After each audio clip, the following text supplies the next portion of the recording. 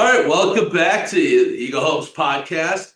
Where's our? Our script's coming up, but we're gonna do something just a little bit different. We're doing something different, huh? Yeah, just a little bit. So today we're gonna talk a little bit about the new construction that's happening right downtown Burlington, Yep. right on the corner from us. The first phase is the Pine Street phase, right? Or sorry, it's the Loop. It's the 2 blocks of Pine Street. Yep. And the Loop. Yep. So it's Chestnut Street, Milwaukee Avenue to Pine Street, right in there. It's going to be phase one. It starts today. Anticipated completion date, July 31st. Is that what it is? Okay. Yeah. And then phase two is the main Pine Street one, right? Yeah. So I'm going to share real quick with everyone on the screen here. We have a map of kind of what it looks like. So we're gonna see us, we're gonna share us and whatnot. But hey guys, welcome. So right here you can see on our screen, that little thing's not there, but this is on Burlington's website. So if you want to look for updates, things like that, go to the Burlington's website. But phase one, you can see at the top here, starts April 20th to July 31st. And then July 31st is the rest of Pine Street right through here.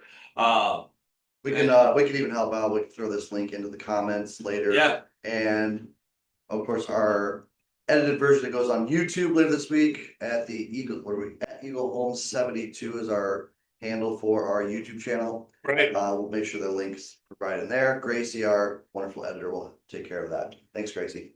Yeah. So it's been a long-term project for them, right? It's been a lot of talk. They've really been building up the hype over the last probably year and a half now. Yeah, I think it's been. Yeah, the big focus is, anytime you do construction, of course, things are not going to go perfect. It's going to be weather. Hopefully we get a nice string of weather. They don't get a ton of delays. Of course, rain's going to be inevitable. Yep. We hope, because we don't want a drought.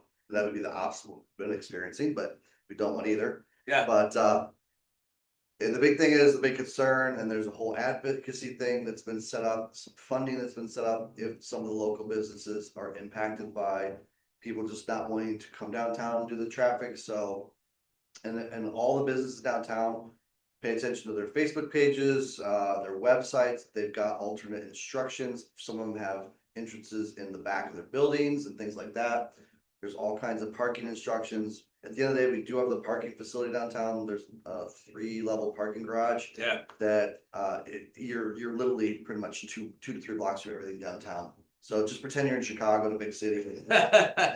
Don't be afraid to walk around. Do you think they're gonna open up there's that grassy spot across from like the bakery and some of that stuff downtown right there? Do you think they'll open that up for parking? That's a nice little area that they really, I don't know who owns it, but I think it just changed hands again. There was a whole TIF thing that was going on with the city with a group that wanted to develop lower level commercial retail spaces with potentially condos. There's a bunch of different things. I think that would actually be a cool little, not hinting at this coffee house, but we have different bands downtown, something like that. I think it'd be a cool little behind the coffee shop next to the hotel, kind of a cool area where a little music venue could be put in. I know Music in the Park, I think is still over at Music in the Park, right? They used to have the stage and stuff. They do it on the. I think that'd be a cool secondary spot for bands when music's downtown and stuff like that potentially. Of course, somebody get mad because they'll be nah, it pulls the music away from their venue, but there's no perfect solution, but I think there's some pretty cool opportunities, or just an additional parking lot maybe for downtown. I don't know. Yeah. I think there's some options. I'd like them to do something other than just let it sit there. Weeds and rock and dirt. So all right, let's jump into this. Cool. All right. So we hear a lot in real estate, of course, Vince, the term forever home. Yeah. So the forever home. All right, Brian, let's start simple. People hear that forever home, and what does that actually mean? Well, there's actually no such thing as a forever home because, one, the simplest answer is, we don't live forever. But to kind of expand on it, I think one of the things that's most misunderstood the term real estate is a forever home isn't really about, again, staying forever. it's about finding that home that you're going to probably live in. That's probably the home you'll live in the longest in your Yeah. lifetime. Most people aren't in their forever home, obviously forever, but life changes, jobs, kids, lifestyles can change things in an instant, right? So really, we're talking that home that you're going to be in for 10 to 20 years. You could say right now you're probably in your forever home, Oh, exactly. We've already been there 12 years. I mean, and you're we're already past that 10-year, right, you know, that milestone. and you're probably going to be there based on based on comments I've Oh, heard. yeah. 20 at least. Yeah, So- at least 20, and then if not more, who knows? I mean, it's a great location, great Right. setup for us. So if it's Yeah. truly not your forever home, how should people think about it just a little bit differently? I think the easiest answer for that is low regret home, right? Yeah. It's a place where even if life changes, you have another kid, you get to a position and you're downsizing, retiring, you still feel good about the decision you're making, right? Mhm. You know, there's some people out there that, gosh, a great example. I helped a seller recently. They raised 3 kids in this, small 3-bedroom, 1.5 bath house, raised 3 kids in it, right? Yep. And now they're building something bigger with more bedrooms than what they had. So, and they're closer to retirement. Right. So it's not, that low regret home, it's what works for, It's- you. Everybody's different. I know people that they bought their first home and ended up being their quote unquote forever home. Again, at the end of the day, when I hear someone say this is our forever home, we truly believe unless something drastically changes your life, it's that, hey, we're gonna be here that 10 to 20 plus years. Yep. Sold a lot of homes for people that have been in their homes 30, 40 years, which is crazy. Especially, I don't think I've ever been I don't think I've ever owned a home for more than I 3. think the longest one was 6 years. That was the second home I ever purchased. Um, I think there was thoughts that might be the forever home, not by me. But I think it's more about flexibility, comfort, what that long-term fit is. I think so. When do you think someone's actually ready to make that kind of move? Okay, there's definitely some signs. You have a clear idea of kind of what the next 5 to 10 years look like.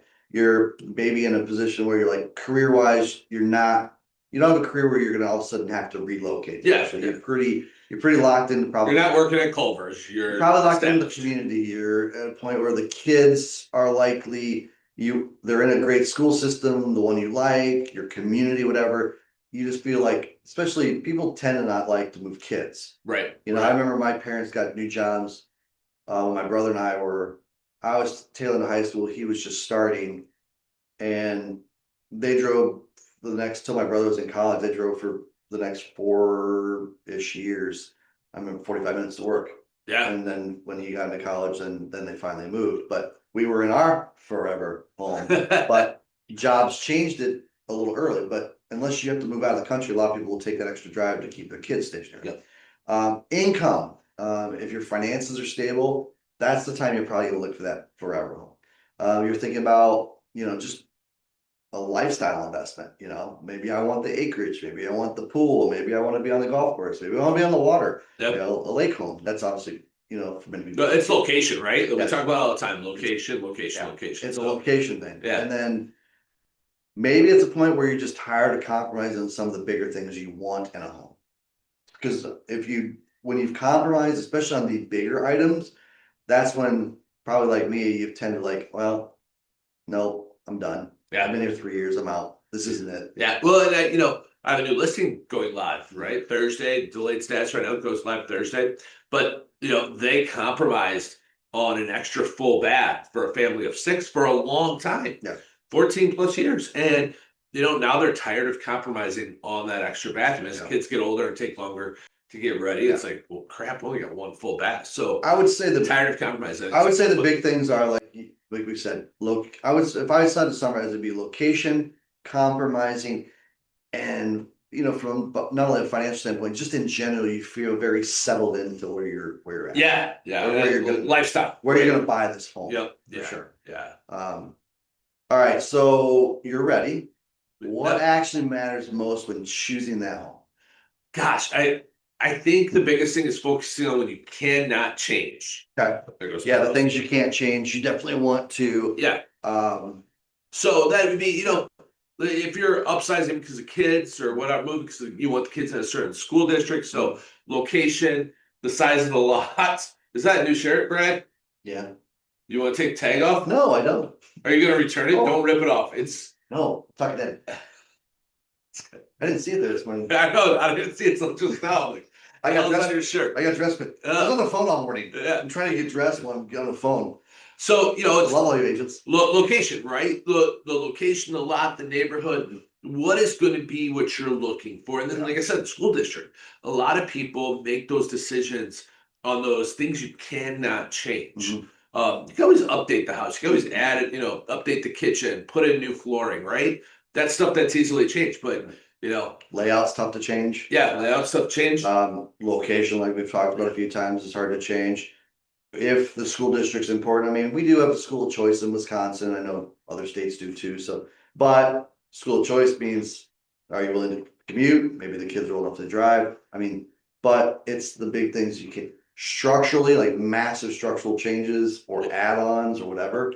Those are things that you don't really want to mess with, right? Yeah, I mean, you can change them, but it's very costly. It's very costly. Yeah. Right? Your $400,000 house could all of a sudden be a $550,000 house because you wanted to add one extra room. And there's talking to a good buddy of mine. They're talking about building out and adding another garage, and he's talking like $200,000 to do this. He's like, man, we should just the rate we're going, we should just buy, but our interest rates are so low. So it's right.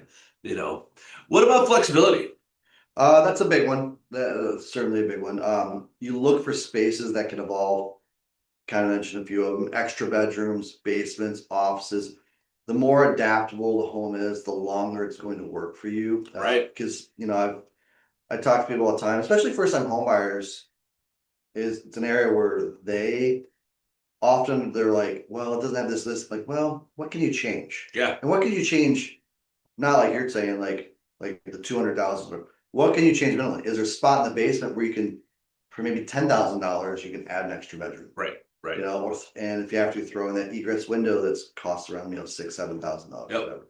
So those are some things you want to stay very adaptable on, I guess you could say. Yeah. Yeah, because a lot of that stuff, because a lot of people since COVID, work from home's become more relevant, and so it's we need an office. Well, does that office have to be illegitimately? A lot of people are like, well, we need an extra bedroom for an office. I'm like, no, you need an extra room. An extra room. You don't need one that has egress window or closet or whatnot, right? Right. It could be a room, a den, something towards the front of the house. Correct. So being able to adapt to that is pretty big. Yeah. But at the same time, there's a thing you always have to be thinking about: value. So now here's a question I think a lot of people get wrong is when especially when talking about their forever home is, do you even need to think resale value? Oh, if you're not thinking resale value, I think you're shooting yourself in the foot. Yeah. Right? Like 100%. Yeah, you absolutely do. Honestly, it's probably the most important part is that resale value, because life happens. You could all of a sudden say, hey, we're going to have another child, and it comes out triplets, right? Yeah. And now you need 4 bedrooms instead of 1 extra bedroom. Shit happens. Yeah. Pardon my French. It happens. Yeah. You may not plan to sell, but if you have to, you want to look at what the what the value is going to be there in the long run. You don't want to overpay for something. Correct. Gosh, COVID, a little bit after COVID, people were throwing in appraisal gaps, and I think that's a lot. Lenders today are looking back at these appraisal gaps and people overpaying, and they're like, holy cow, that's get us upside down a little bit. I would say this: forever homes. When I hear the term, when I'm working with a buyer and I hear them say we're looking for our forever home, actually when I become a little more cautious about the value, because I've always used the phrase, all right, when you're looking at the home, I know you're thinking like being here for a long time. In my head, for you, my client, I'm always thinking like, what if they call me in 3 years because something crazy happens in life? Life changes. You do not want to worry here. The first words out of my mouth when you call me in the next 3 years, if you're trying to maybe potentially overpay because you really like it and you're competing for it, if you do not want me saying, oh shit. That's what I say. So I'm very cautious for the clients, and I know a lot of good agents are, that you may be planning one thing, but life can certainly Throw a curveball, throw a like curveball at you. relocation, job, family, Correct. divorce, right? Just a little bit of everything. You don't want to be at the mercy of the market, Exactly. right? We talk about mercy. What's that mean, Brad? What's mercy of the market mean? It just puts an equity. So if you buy a house, let's say you buy a house 100% complete, everything's there. It's hit 8 out of your 10s. You're gonna make no changes. You make no improvements. You're basically gonna hopefully at least keep up, on the maintenance, deferred maintenance, stuff like that. That means you're only riding the market. Yeah. If the market goes up, it's gonna be great. And if you happen to sell when the market's up, great. But if the market happens to dip a little or even level off, you know, that could take a hit into your financial plans for what's really important, which is the exit strategy of the home, right? Right. So, Right. Yeah. So, I think it's adding value over time. yeah. So there are some smart ways that homeowners can add value, right? Yeah, What are those? 100%. You start by looking when you're looking for a house. Look for opportunity when you're buying. Look for opportunity. Maybe there's an unfinished basement that you can add some square footage, add an egress window. Maybe the kitchen's outdated. Maybe it's got cabinets from 1970, countertops from yellow countertops from 70. Also, how can you update that kitchen without really remodeling the whole thing? Or underused spaces. Maybe there's a bonus room that was added, but they never put it in a closet. Maybe you can make that a closet or put a closet in and then call it a third bedroom, fourth bedroom. I just showed a house yesterday in Spring Grove. Same idea. Like there was a room, there was a bonus room, and we started looking at it. We're like, man, it's a good sized room. If we add a closet right here, same thing. I looked at the photo that I sent everybody of that foreclosure house last week. There was basically two big living rooms on the first floor. Yeah. So there's two living rooms, a dining room, and a decent kitchen. And we're talking to the buyer. I'm like, what if you took this extra living room because it backed up to the bathroom on the first floor? I mean, the room was probably 20 by 14. So I mean, good sized room. What if you made this a master bedroom, right? Or main bedroom? Sorry, I can't call it master anymore. Main bedroom.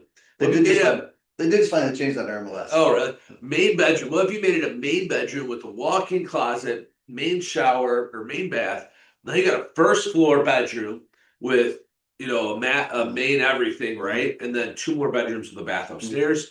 And I was like, this is genius. Like, why would you not do this?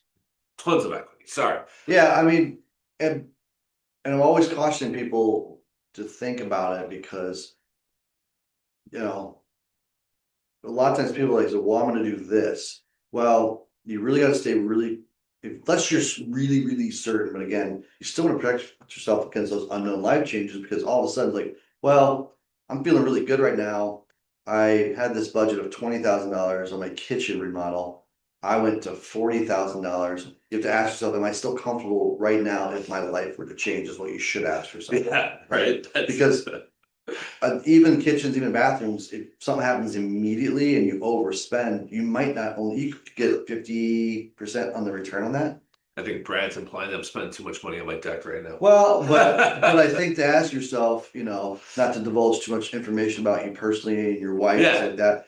I think you guys have had the conversation. I think you guys feel comfortable with where you're at. Right, and what we're doing, yeah, and what we're spending on this project. You are definitely, what you're spending is way beyond the value you're going to get. Oh, 100%. If you had to turn around and sell your house. Yeah. But you guys are very comfortable with what you're doing because of the length you're going to be there. Yeah, So. yeah. So, what improvements tend to matter most, Brad?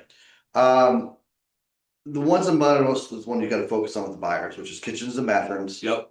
Functional living space, layout, size of the layouts. I hear a lot with living rooms, especially in older homes.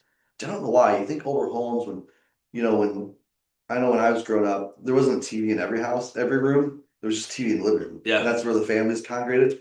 It surprised me how small some living rooms are. Oh my goodness. But I think some of these homes were probably built prior to TV even. Well, but that and prior to just a lot of people watching TV. Yes. Like it was, let's get outside, let's play, let's work in the yard, hang out, right? So I think that is part of it too. Also, you kind of mentioned home offices. Although we're starting to see a shift back towards the pre-COVID, the office culture, atmosphere, camaraderie, there's still companies from a cost perspective, it's better in some instances. So home offices are going to be, I think, continuing pretty prevalent. And then outdoor areas. Yeah. You know, I'd say one thing that we haven't really talked about, there are a lot of homes out there that have the space but don't have it, and that's a garage.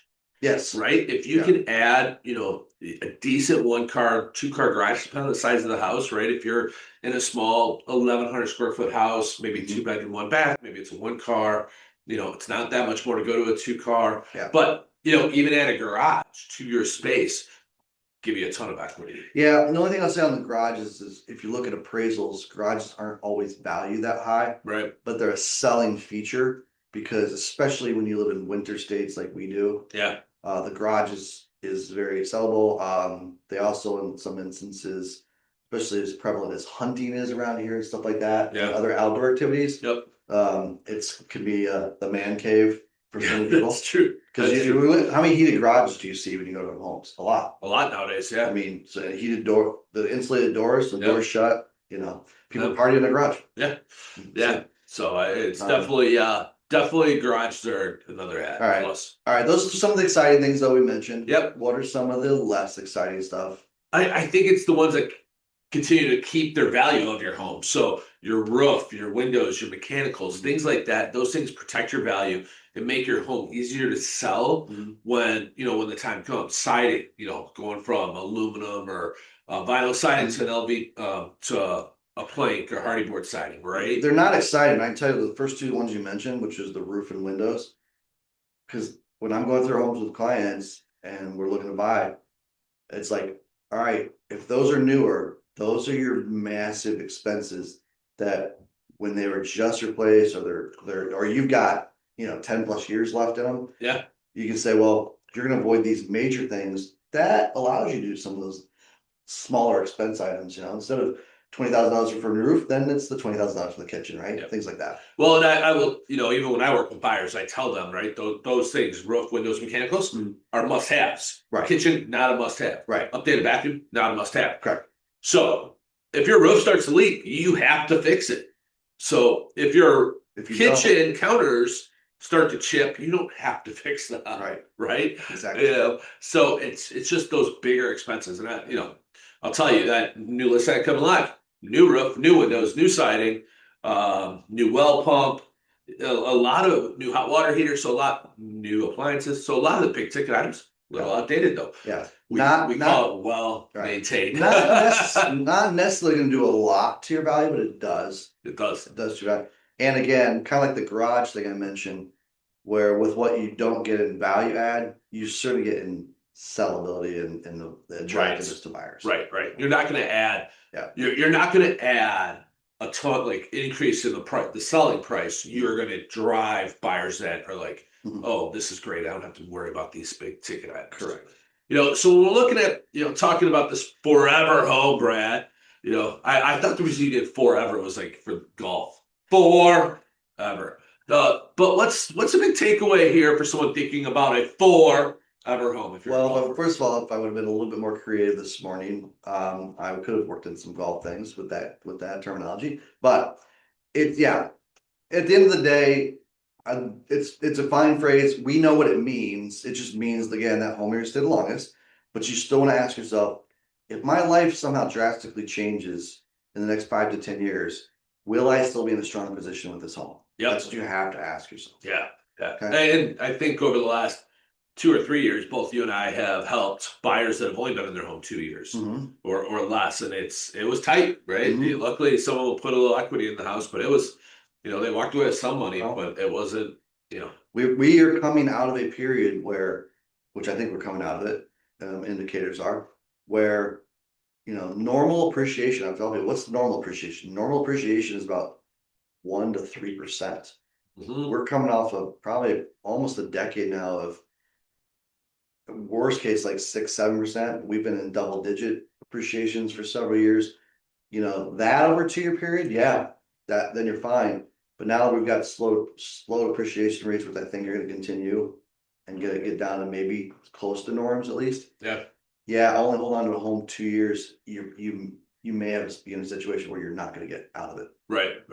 So, but like I said, there's